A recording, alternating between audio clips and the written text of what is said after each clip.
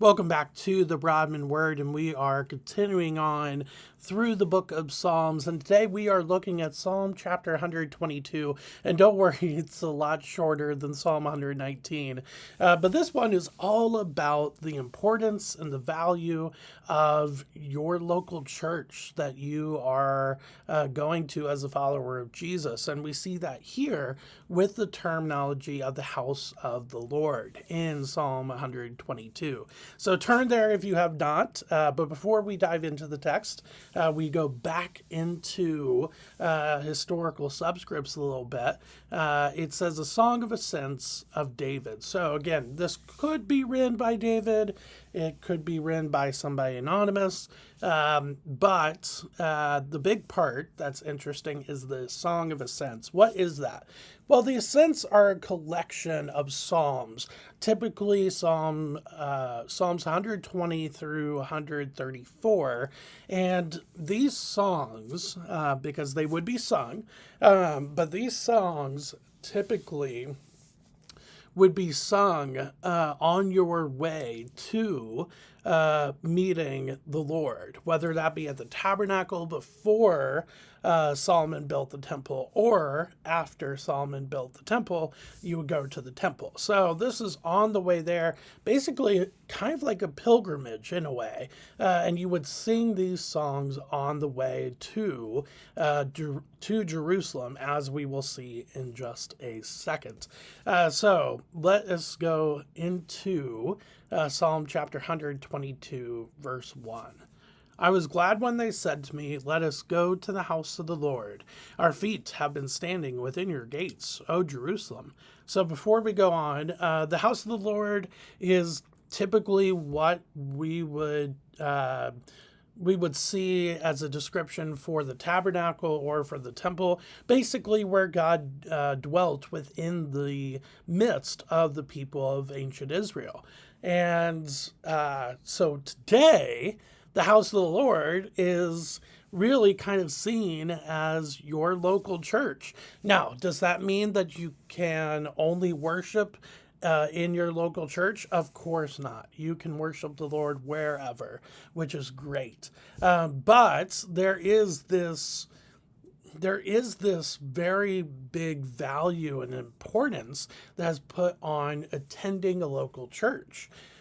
Because not only will you be worshiping God there, but you will be worshiping alongside other brothers and sisters in Christ. And that is a huge value. Now, don't get me wrong, it doesn't mean that everybody's perfect.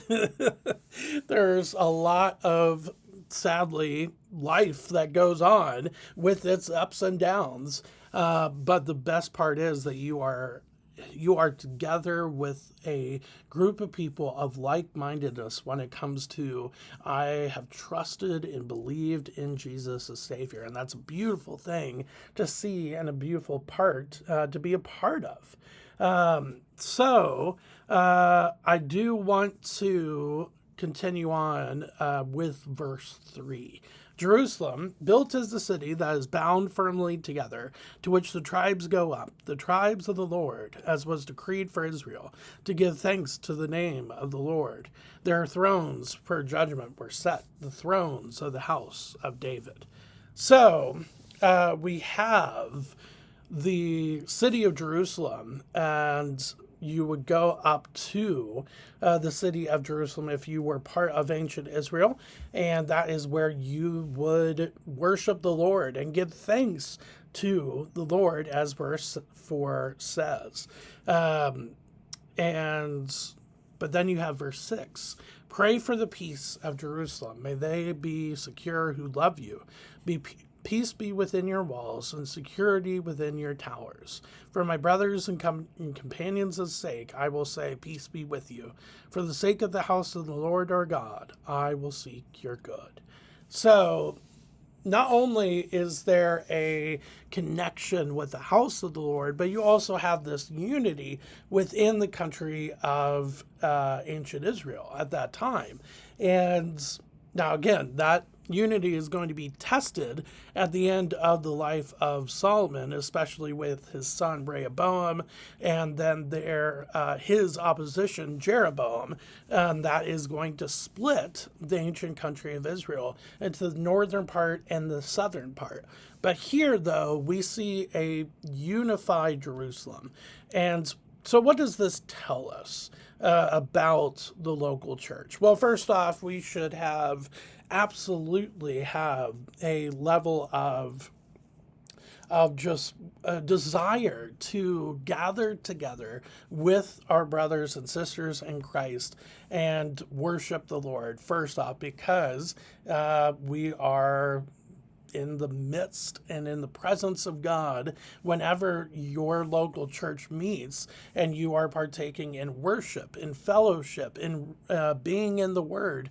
All of those things come together in the house of God. Again, doesn't mean that you can't read the Bible at your house. It doesn't mean that you can't worship at your house. It doesn't mean that you can't fellowship at your house. You can do all those things at your house as well. But there is something beautiful about a congregation coming together. The Greek word actually for church is just assembly.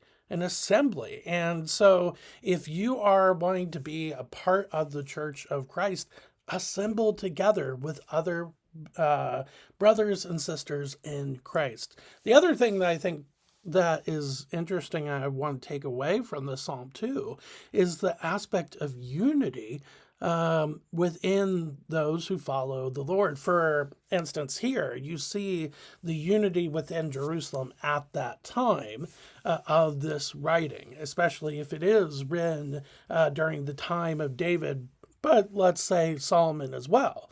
But I think we should absolutely have that when it comes to being brothers and sisters in Christ. There should absolutely be a unity of that. Don't get me wrong, there are differences, and that's for a different day and for a different video.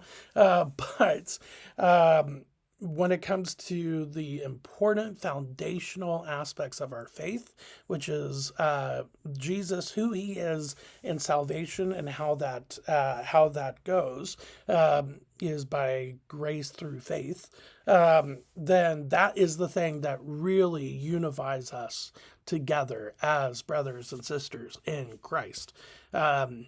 So with that, thank you for spending a little bit of time together with me as we walk through Psalm 122, and just take a second to think about the local church and the importance and value that it has, not just for spending time with the Lord and worshiping him, but spending time together with other brothers and sisters in Christ, and then also proclaiming unity with each other as followers of Jesus.